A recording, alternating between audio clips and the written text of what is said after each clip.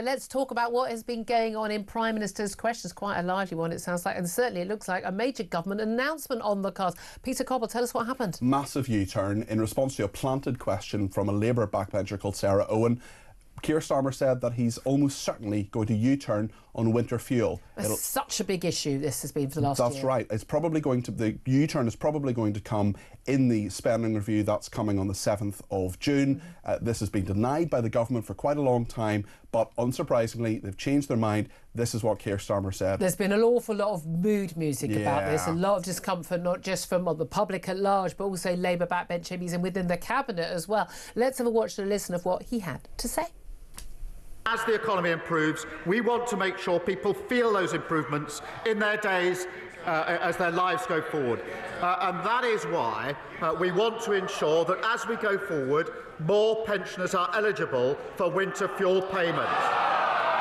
As you would expect, Mr. Speaker, we will only make decisions we can afford. That is why we will look at that as part of a fiscal event. Mr. Speaker, it's extraordinary listening to that last answer from the Prime Minister. Inflation was 2% when Conservatives left office. 2%. It's now nearly double that. When will he recognise that it's Labour's budget driving up inflation? I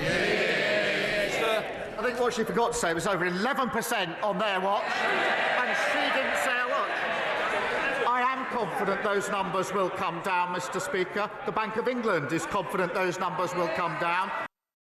Well, I mean, again, quite lively. Kemi Badenoch, I suppose, rather wrong-footed, I think, perhaps, a little bit by that announcement. That will be welcomed by Labour backbenchers. Will it be a game-changer at all for Labour poll ratings and their chances of the next local elections and the general election, 28, 29, whenever it is? Because isn't a lot of the damage already done? Yes, it is. And you look at how far Labour are down. They're second to Reform UK. You've got the Lib Dems in third.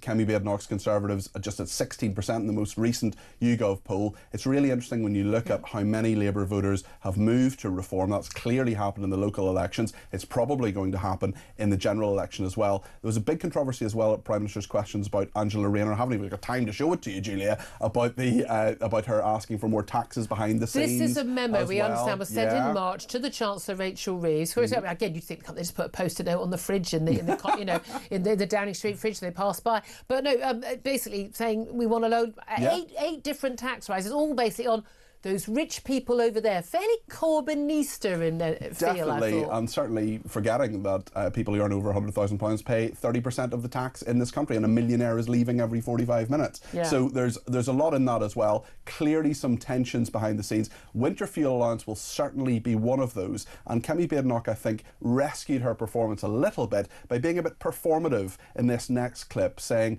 asking Labour MPs for a show of hands in terms of whether they actually wanted the winter fuel allowance to come down. I love this. Let's have a watch and a listen.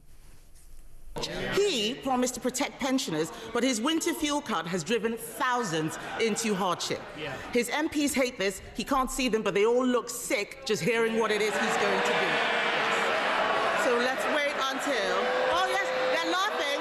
They're laughing. They are laughing just as they laughed at the budget. Hands up who here wanted winter fuel cuts. Hands up. Not a single one of them. Not a single one of them. The fact of the matter is, this Prime Minister is destroying them. They need to look at what they are doing to the country. The truth is, we all know that there's this Prime Minister, this Labour government, and their policies that are shafting the country, isn't it? Prime Minister. Mr. Speaker, they look in pretty good form to me, and there's lots of them. Mr. Speaker, she talks about business confidence. Yesterday I didn't have time to read out the list of all the businesses that have come out in support of our EU deal. I thought that was a little bit unsure-footed by Keir Starmer there. I mean, that was quite a fairly strong attack. The interesting thing with Keir Starmer is we've had these big announcements on, things like winter fuel allowance, from the Chancellor. But, at the end of the day, you're the Prime Minister. You're the First Lord of the Treasury. That's it. On immigration last week, on the EU, he constantly seems to be really, foreign aid last year as well, really upsetting his backbenchers, the left of his party, but never quite pleasing anyone to the right of him. And there is a big question, as you correctly identify, Julia. You know, the immigration stuff was huge last week. There was loads of it. That certainly upset many on the left. Now he's upsetting people on the right of his party as well. Where is he actually going? Is the ground narrowing for him? The Lib Dems doing relatively well. Reform UK doing very well. There are lots of questions about what does Keir Starmer actually believe, and who is he trying to appeal to? I know he believes in absolutely nothing other than no borders. I know that for sure. But you mentioned that poll, that YouGov poll. Reform at 29%. This is now becoming consistent, that they are going up and they maintain their leads, and they 22% for Labour. That is a massive fall from just under, 34% they got in the last election. It's just 10 months away as well. They should be riding high right now. And, of course, we saw them lose that Runcorn by-election. And they didn't lose too many seats in the local elections because they weren't fighting many. The Liberal Democrats at third place at 17%. They'll be delighted with that. I mean, absolutely. Look, it's within the margin of error with the Conservatives at 16%. But that is very damning. At the end of the day, we've got Keir Starmer is on the ropes, but Kemi Badenoch is also on the ropes massively as well, isn't she? What we've seen in the last not even a year since the July the 4th election is both the Conservatives and Labour going down by about 10 points each in the polls. The beneficiaries of that, a little bit the Lib Dems, massively Reform UK, and we've seen that borne out in the local elections. Yeah, absolutely. Well, I know you've got a clip of a former Reform UK. We'll come to, he's a current Reform UK. We'll come to Rupert Lowe in a second, but actually Lee Anderson is our next clip. Right. He asked a question about immigration. Keir Starmer's answer, even by Keir Starmer standards, I think we've got to admit that this was quite funny about Nigel Farage's absence at the moment. Oh, right, yes. We he was on holiday in France. The man was campaigning during the local election. Let them... You know, I will never criticise anyone for taking a holiday. This is Reform UK MP Lee Anderson asking his question. Let's take a watch and listen of that. This Prime Minister, Mr Speaker, keeps telling his gullible backbenchers, those over there, that he's deported 24,000 people from this country since he came into power. But he won't say who these people are. Now, it's my guess that they are people that came on work visas, students, and they are simply overstayers. But I'm willing, Mr Speaker, to be proved wrong if you can answer one simple question. How many of these people that he's deported or failed asylum seekers that's come on small boats or on the back of lorries? Answer the question. Prime Minister. Mr Speaker, I'm very proud that we've removed over 24,000 people. That's the highest record for nearly 10 years. We're taking other measures to get back control of our borders, including the Borders Bill.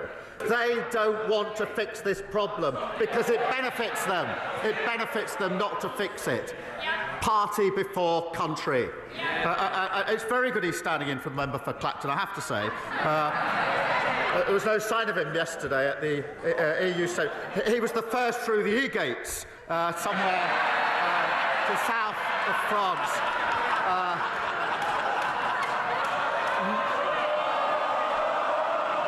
Nice work if you can get it. That was a great gag. That was a great gag. Again, what annoys me, I don't want to boast up even before they announced it. You can already use e-gates under the EU rules. There's nothing in this that would change it, and it's not. I mean, they're going to be doing that biometric stuff, your fingerprint, your iris. I mean, seriously, we're going to be queuing for ages. And again, we did queue before we were in.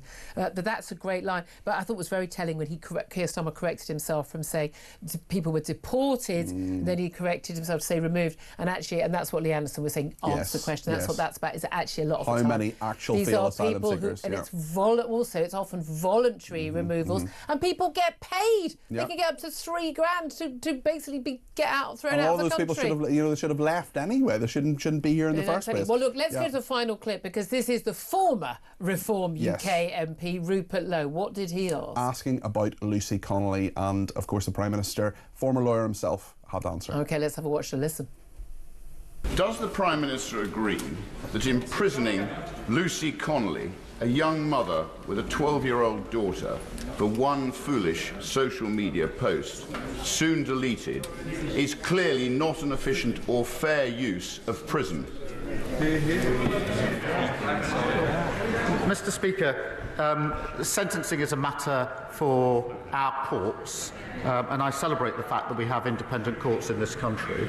I am strongly in favour of free speech. We've had free speech in this country for a very long time, and we protect it fiercely.